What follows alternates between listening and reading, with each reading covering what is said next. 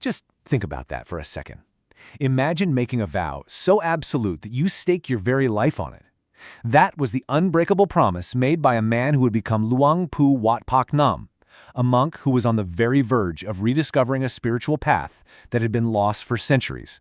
So today we're going to dive into the story of Luang Pu Wat Pak. Now this is a figure who truly, fundamentally reshaped a huge part of modern Thai Buddhism, really through nothing more than sheer force of will and a profound spiritual breakthrough. But here's the thing. To really get a handle on his spiritual quest, you first have to understand the life he chose to walk away from. And trust me, it was a life in the material world where he was already a pretty big success.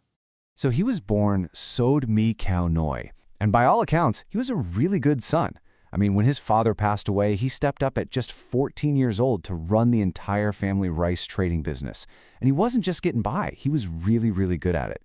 But then when he's 19, something happens that completely flips the script, setting him on an entirely new course that would lead to his ordination just a few years later. So, what was this dramatic event? Well, it all went down on the water. Picture this. He's 19 years old, steering his boat loaded with rice money, and he decides to take a shortcut. The problem? The canal, known as Klong Bong E10, was infamous for pirates. As you can imagine, he was terrified. But right there, in that moment of pure fear, he had an epiphany. While confronting this fear, his whole way of thinking just shifted. He'd put a crewman at the helm, the most dangerous spot on the boat. But then it hit him. He was risking another man's life for money. Money, he realized, that you can't take with you when you die. So he took the helm back himself, made it through the dangerous journey, and in that moment, he vowed to become a monk for life. Just like that. And wow, did he follow through? That single vow kicked up a relentless, decade-long search. You see, it wasn't enough for him to just be a monk. He was hunting for something deeper, the very core of the Dhamma, the Buddha's original teachings, a truth he was convinced had been lost to time. For 10 solid years, he did everything. He studied, he traveled, he sought out the greatest masters he could find. He mastered the scriptures, he practiced all sorts of meditation techniques, and yet he still felt like something crucial was missing. The ultimate truth, the direct path the Buddha himself walked, always felt just out of reach.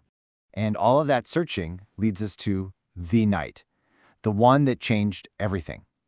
It's the full moon in the 10th lunar month of 1917. He's at a quiet temple called Wat Pak, sitting right in front of the main Buddha image, and he makes this profound appeal. He's not asking for knowledge for himself, but instead offering his life to defend the truth, if only it would be revealed to him. And this is where it all culminates. First, he makes that life-or-death vow we started with. Then he endures what must have been unimaginable pain, sitting there until his mind finally achieves this state of perfect stillness. It's right then that a bright sphere appears inside him. As he focuses on it, the sphere expands, revealing layer after layer of subtler inner realities, until he finally reaches what he identified as the Dhammakaya, a pure, enlightened Buddha body within himself. Now, this is absolutely crucial. What he discovered wasn't some brand new idea. He saw it as a rediscovery. He called it Vijaya Dhammakaya, or the true knowledge of the Dhammakaya. He was completely convinced that this was the authentic, direct method the Buddha himself had taught, a path that had been lost for over 2,000 years. And this profound personal experience wasn't something he was about to keep to himself. No way. It became the very foundation for a complete transformation of the temple he was about to lead, Wat Pak. Things moved pretty fast after that. Just a year after his breakthrough, in 1918, he was appointed the abbot of Wat Pak in Bangkok. This temple would basically become his laboratory for this rediscovered knowledge and a magnet for thousands and thousands of students. He built his temple on a really balanced approach, insisting on what he called 2 pillars of monastic life. On one side, you had Kantadura, that's the rigorous study of the scriptures. On the other side, Vipassanadura, the direct, hands-on practice of meditation. It almost sounds like his old business sense kicking in, right? You need the theory, but you also need the practical application. You need the map, but you also have to actually take the journey.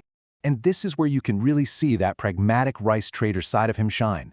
He started a central kitchen to free the monks from their daily alms rounds, which gave them way more time for study. And then he did something totally unique. He created what was essentially a meditation factory, a core team of advanced practitioners meditating in shifts 24/7 to explore the depths of this knowledge. And you know what? the temple absolutely flourished. So you've got this incredible combination of profound spiritual teaching and really smart practical innovation. Together, they created a powerful legacy, one that, funnily enough, is probably best known today through something small enough to hold in your hand. I'm talking about his amulets. Between 1950 and 1956, Luang Pu created 3 series of them, totaling exactly 252,000 pieces. They were known as Phra Kong Kwan, which means gift amulets. And that name, gift, was the whole point. These things were never for sale. They were given as a token of appreciation to anyone who donated 25 baht or more to help build a new school for scripture studies at the temple. And get this, each person could only receive one, directly from his own hands. Well, pretty soon, these incredible stories started to spread like wildfire. There's a famous one about a Thai soldier in the Korean War who was the sole survivor of a direct explosion that killed everyone around him. People claim to have survived plane crashes, falls from buildings, all kinds of insane accidents, completely unharmed. One of the very first recipients even said her amulet glowed with light. Stories like these are what cemented the amulets, and Luang Pu himself, into legend. Before he passed away in 1959, he gave these very specific instructions. He believed that his physical presence, even after death, would continue to be a focal point for the faith and prosperity of the temple he had built. And so, to this very day, his body is preserved and venerated right there at Wat Pak. So it all leaves us with this one big question. What allows one person's determination, one person's discovery, to inspire so much faith and devotion, even a full century later? Whether you see his story as one of spiritual power, visionary leadership, or just the sheer force of personal conviction, the legacy of Luang Pu Wat Pak really makes you think about what it takes for a single idea to echo through generations.